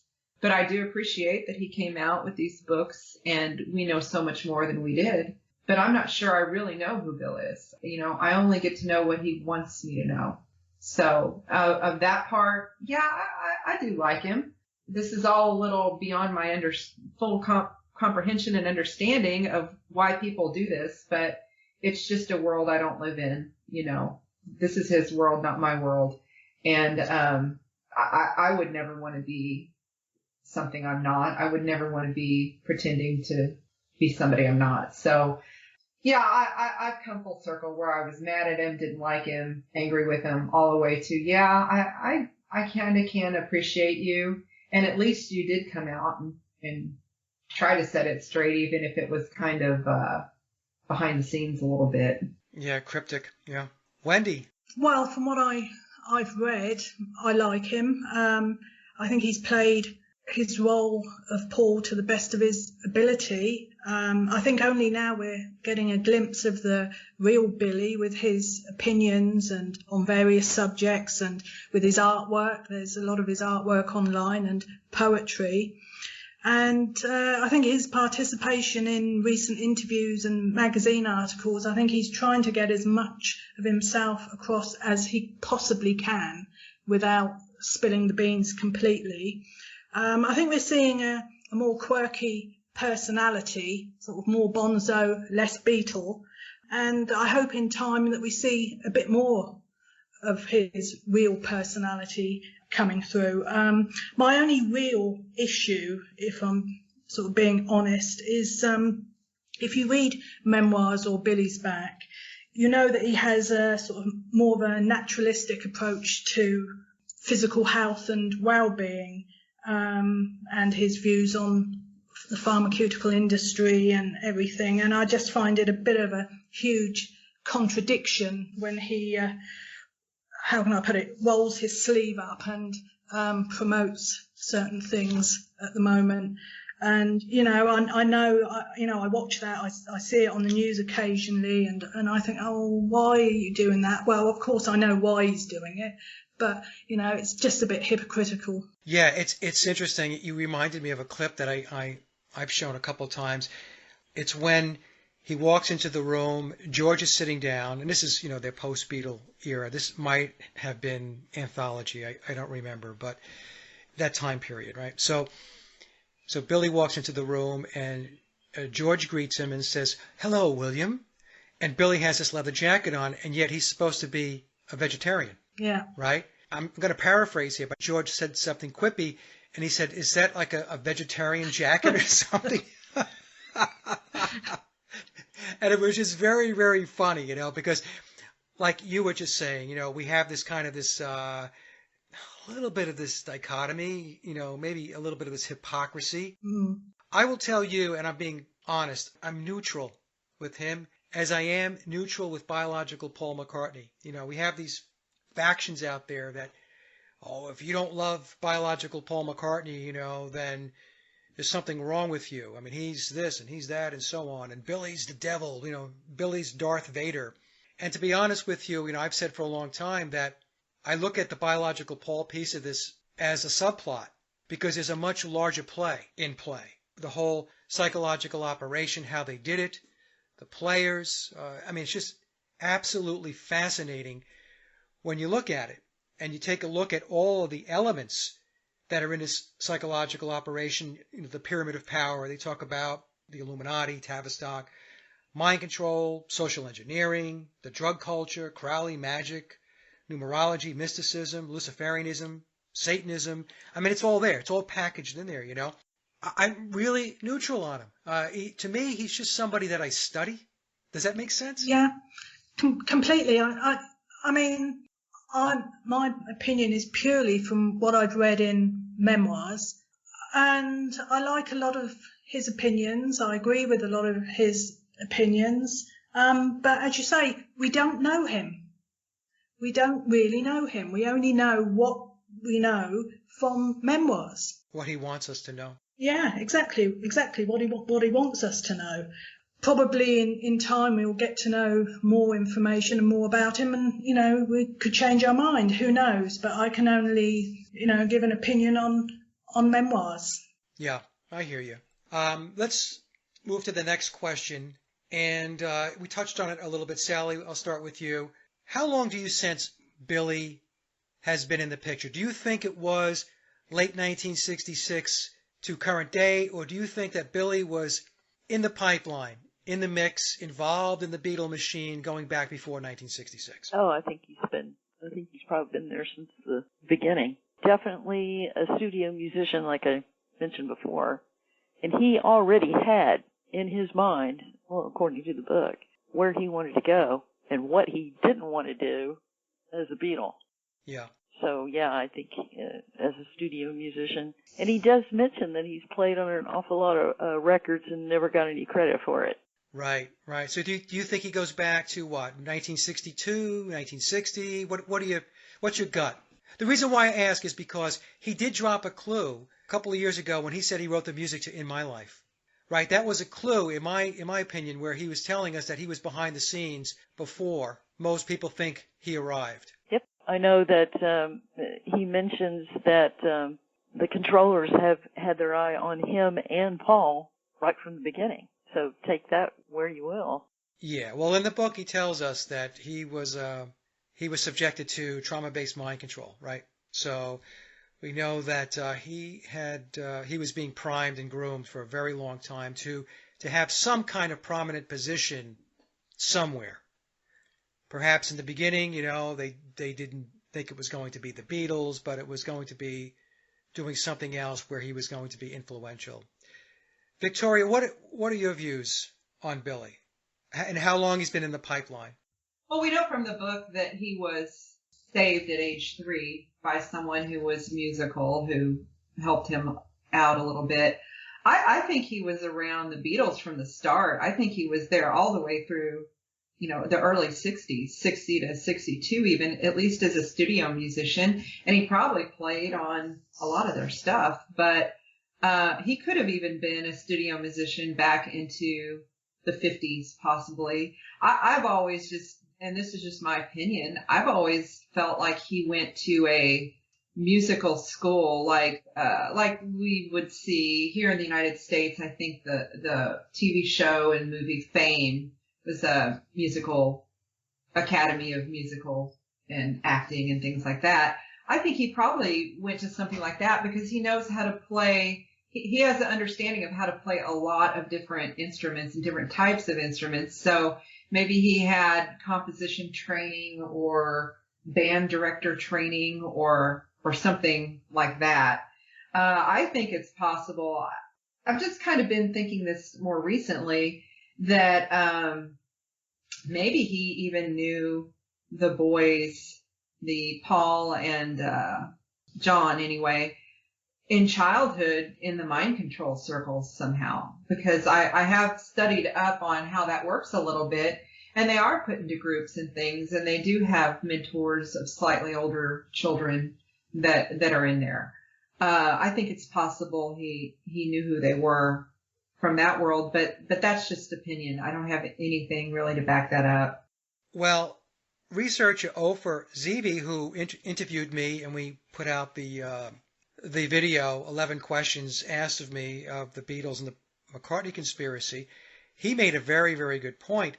And he said that there's a clue, I think he said in Billy's back in the footnotes, where Tom is telling us that it's a little cryptic, but once you read it, and I think Ofer is correct, basically his premise was that Billy Pepper and the Pepper Pots, when they released the Beatle covers, that they weren't actually covers, they were demos.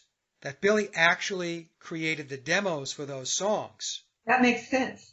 And those demos were then shown to the Beatles, and they had to go off and learn those songs. I think I Want to Hold Your Hand was one of those songs. There was about 5 or 6 Beatle covers that were on the Billy Pepper and the Pepper Pots albums. And what Ofer brought to my attention was that he could not find any documented date of when the Billy Pepper and the Pepper Pots album was officially released. It's not there. So if he's correct, then that goes to what you're saying, Victoria, that he was there very, very early on, writing some of the music early on. That's what that says. Wendy, what do you think? I think he was there from day one. I mean, he was a musical prodigy from a very young age, and I think he was probably waiting in the wings, sorry about the pun, for whatever role he was going to take over. It could have been the Beatles, it could have been something else, he could have been George Martin, he could have been in the Rolling Stones, whatever. But I think he was there from the very early days, and I think Memoirs tells us he met Paul in 1963. So he was obviously there well before, he replaced him. So there's nothing to say that he wasn't there right from the beginning, because he's highly trained and he has written for Elvis and various others. So there's no reason to think that he wasn't there from the beginning, waiting for his role to become apparent, for whichever role they thought he would be good for. I mean, I think it's a bit naive to think that he just popped up and replaced Paul and that was it. I mean, he's an extremely talented man. So, you know, that's my thought, that he was there from almost day one, I would imagine. Plus, he's 5 years older, right? So yeah, exactly. Yes. Yes, he has 5 years on biological Paul. Yeah. Okay, so the next question I'm going to ask is about Tom's new website, memoirsofpaul.com, and the promoting of both Billy's new box set, the lyrics, 1956 to the present, with memoirs. So essentially, there is a co-marketing program in place on that website to sell both box sets, the lyrics, which is called the official narrative, and the Memoirs of Billy Shears, a new box set which is coming out. By the way, it's being released on Aleister Crowley's birthday. I don't know if you guys picked up on that. Okay, I mean, come on, right? Why not? So here we have a situation where it's very obvious now that there's a convergence. On the page that talks about the lyrics, the narrative around the lyrics is the unofficial narrative. There's a contradiction. They're telling you that the lyrics, 1956 to the present, is the official narrative, the official box set, and the words around the official box set are telling us that Paul McCartney is not Paul McCartney, that Billy's Paul McCartney. And he even has, Tom has even put images up there where we can make easy comparisons to see that they are two different people. That to me was right in our faces.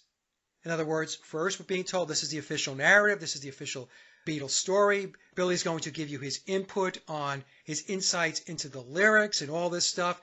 So you're getting like, oh, okay, I'm going to get the official Paul McCartney view, and then right to the left are all these words, these paragraphs that are telling you that book is a fictional account. The other tab, the tab that has the Memoirs of Billy Shears, that is the true story.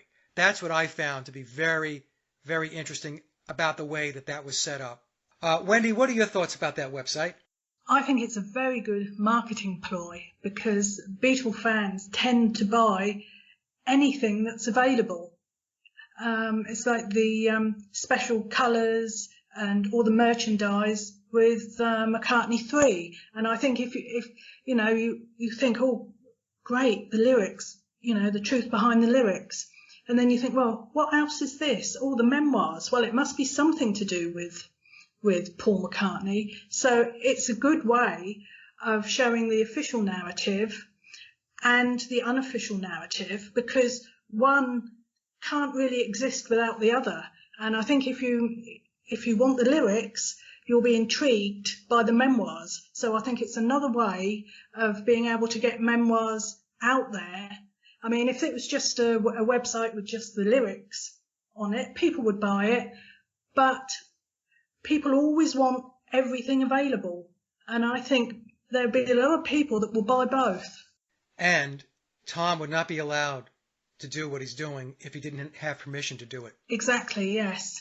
Right. This is the same thing I say about the song lyrics being used in memoirs. And I said that you have to have permission from the copyright owner to be able to include the lyrics in your book. Now, there are some people out there that say that's not true. It is true. Anybody telling you it's not true doesn't know what they're talking about. It is true. The Macca Corporation is such a litigious company that there would be no chance at all that anything in memoirs would be able to be used. It just wouldn't be able to be used. You know, the imagery, the song lyrics, the personal information, it just wouldn't happen, as you say, it just wouldn't. Well, basically saying he's a fake. Yeah. There are legal I's that have been dotted and T's that have been crossed to make this happen. Make no mistake about it, folks. Anybody telling you that that's not the case does not know what they're talking about. No.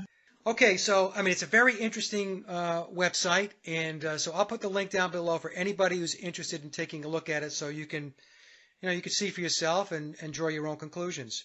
All right, so the last question that I have here is to get your thoughts on the Beatles' backstory regarding their childhood, teen years, family, friends, etc. We touched on this a little bit during the course of the conversation. So, Sallie, I guess the question is the backstory about their childhood and their teenage years and all that. Should we be taking that narrative verbatim? Is that something we should just embrace, or should we ask questions? Definitely ask questions. I think that these guys were probably groomed for their part from birth, to be honest with you. Paul McCartney's mother was a midwife. I'm even venturing into the idea that maybe he's adopted and that he was adopted through his mom being a midwife. I think these kids were all groomed from the very beginning. You know, it's interesting because I have said this for a while now. I think and believe that it's very, very possible that they were all in mind control programs going back to when they were kids. Absolutely. And yeah, I do believe that.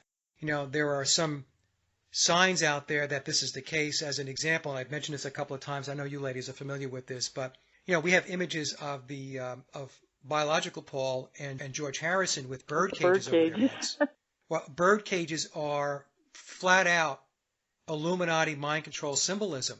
Also, we see the umbrella motif a lot. It's on the cover of Beatles 65, and we see the Beatles in a number of images with umbrellas. Umbrellas represent under the control of when we're looking into the occult and the Illuminati.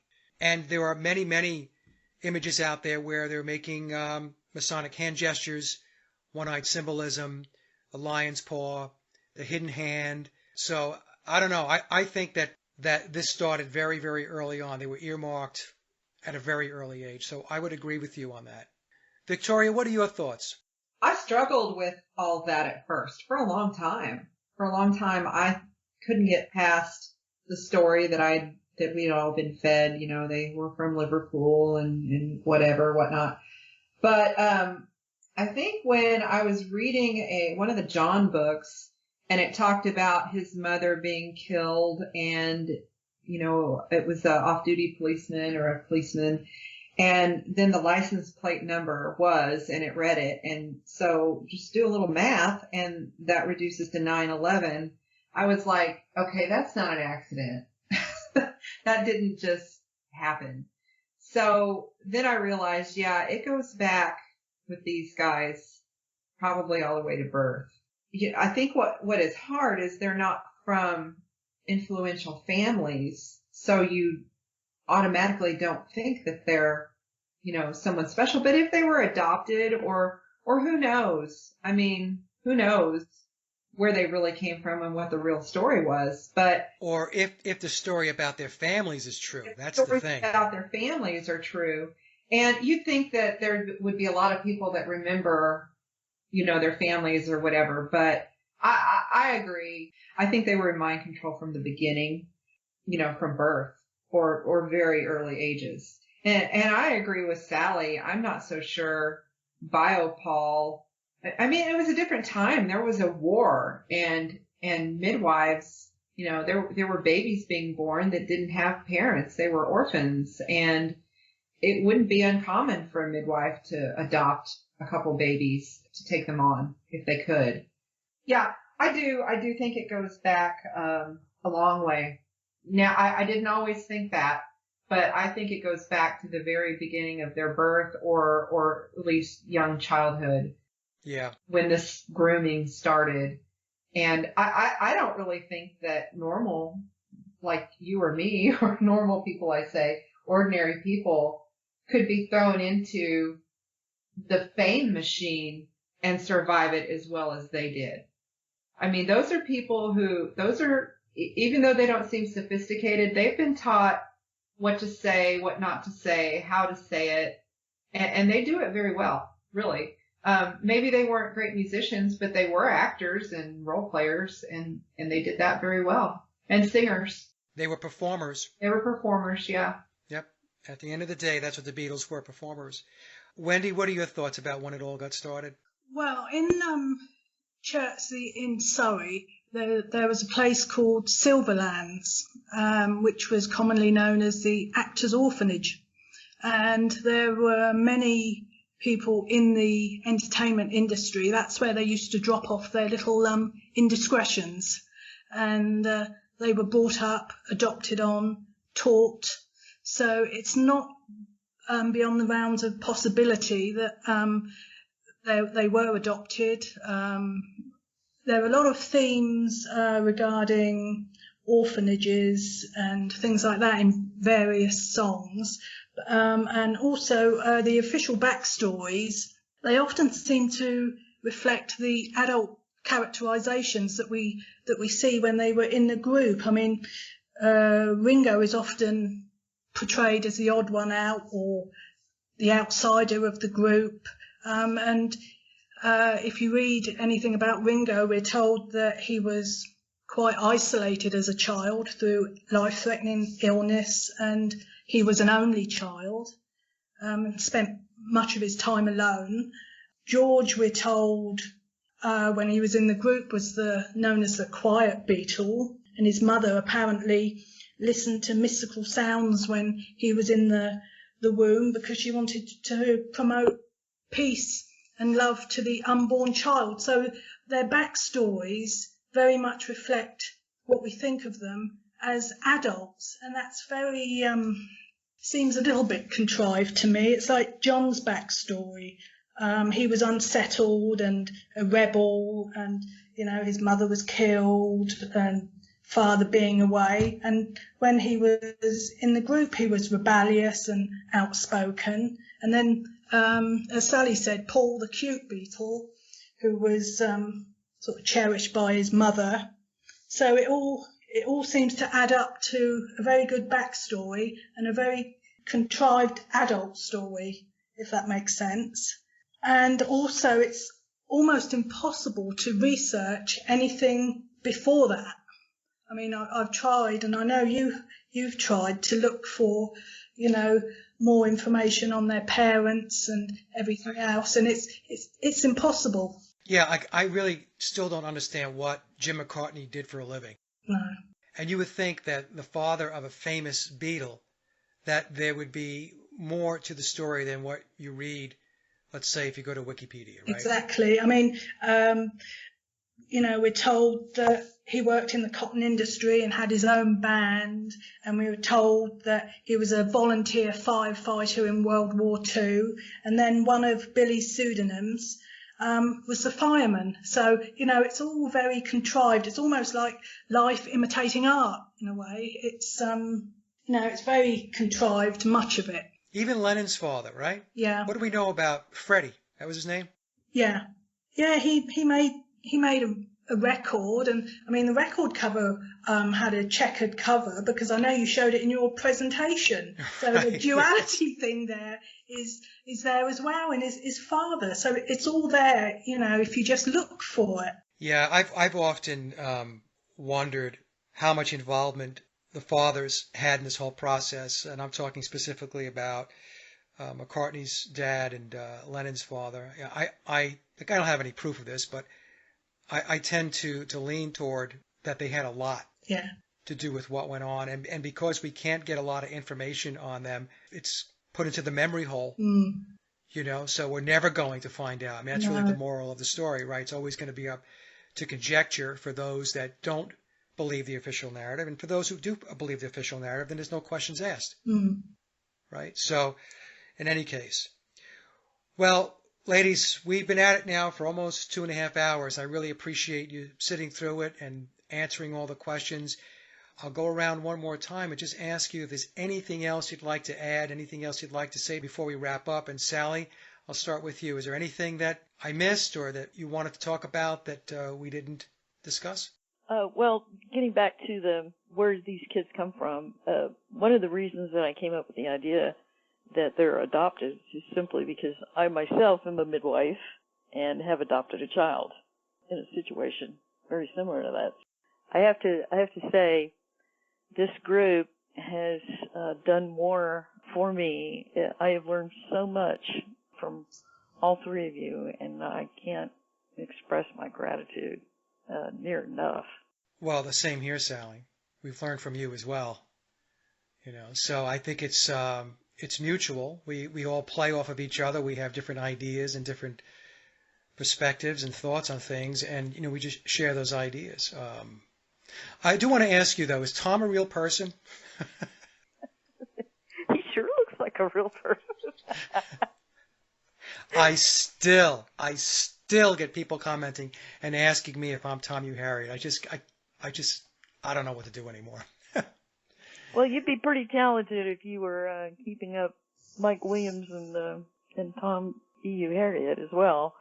Well, I can tell you right now, I am not a person that will ever write a book. I do not have the patience to write a book, and I'm certainly not going to sit down and write a 666-page book. That is not going to happen. So, yeah, I was just joking because I still get asked those questions. It's mind-boggling. After 5 years, people still ask.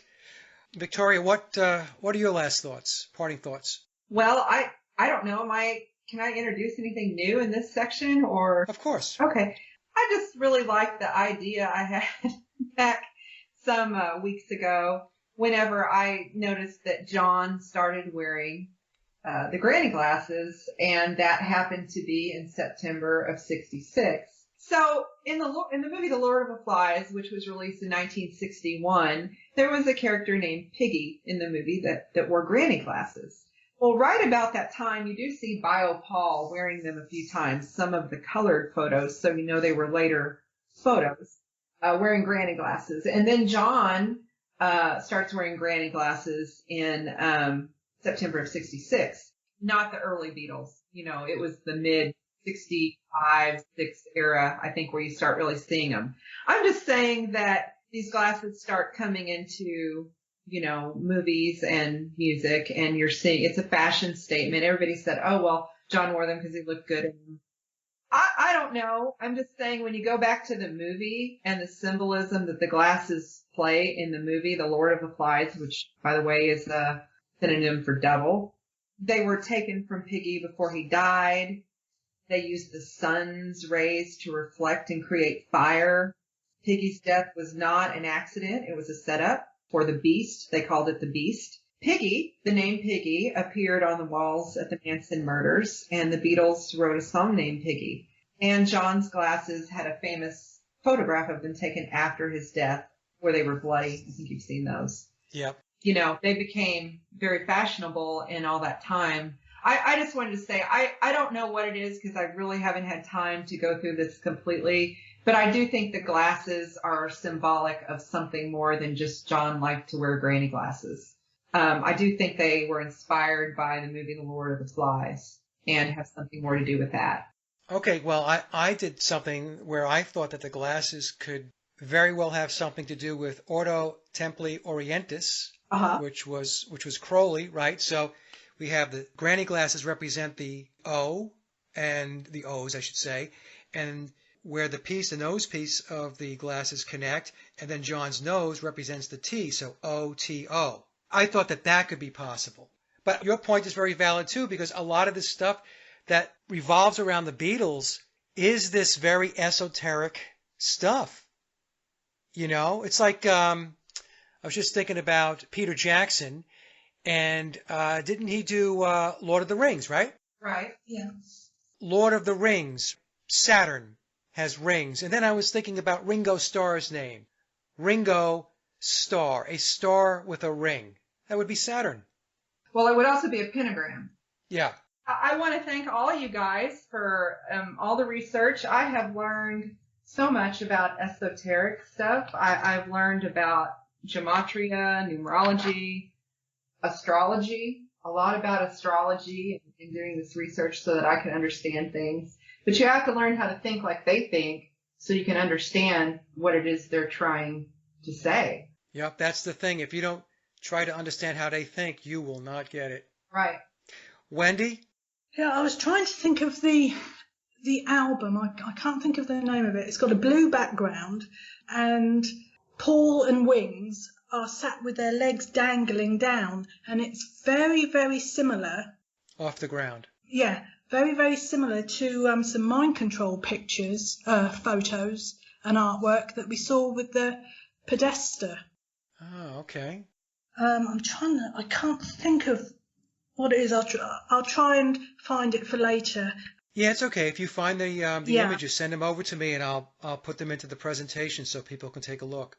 Yeah, something else I think is just worth reiterating that I think it's worth reading the books, not only if you're interested in the Beatles and the whole replacement theory and Billy, but it covers so many other subjects that are fascinating and that I hadn't heard of before I started reading the book. So even if you're not particularly a Beatles fan or a Wings fan or a Billy fan, it can open up so much more knowledge and to get you to look other places for various pieces of information, as you said earlier. So it's not just music, is what I'm trying to say. It's worth reading for the other subjects, apart from, the actual music industry. Yeah, no, I agree. It's a book that really opens up your mind to a lot of other things. It starts with something that most people or many people would be interested in, and because of that, it pulls you in, and then you start to have the realizations that, oh, okay, hold on a second. So, I mean, at the very least, you would think to yourself, if they're lying about this, what else are they lying about? Exactly. Yes, indeed. Right? So, I mean, this is a feel-good story, the Cinderella story of the Beatles and all that stuff, and then you realize, uh-oh, this is not, what I thought it was. Okay. So you would take a step back and start looking at other aspects of reality. Well, ladies, I want to thank you so much for doing the second roundtable. I think we covered a tremendous amount of ground, and I think that the audience is going to love it. And that'll wrap it up for this discussion. Thank you so much for coming on and joining me.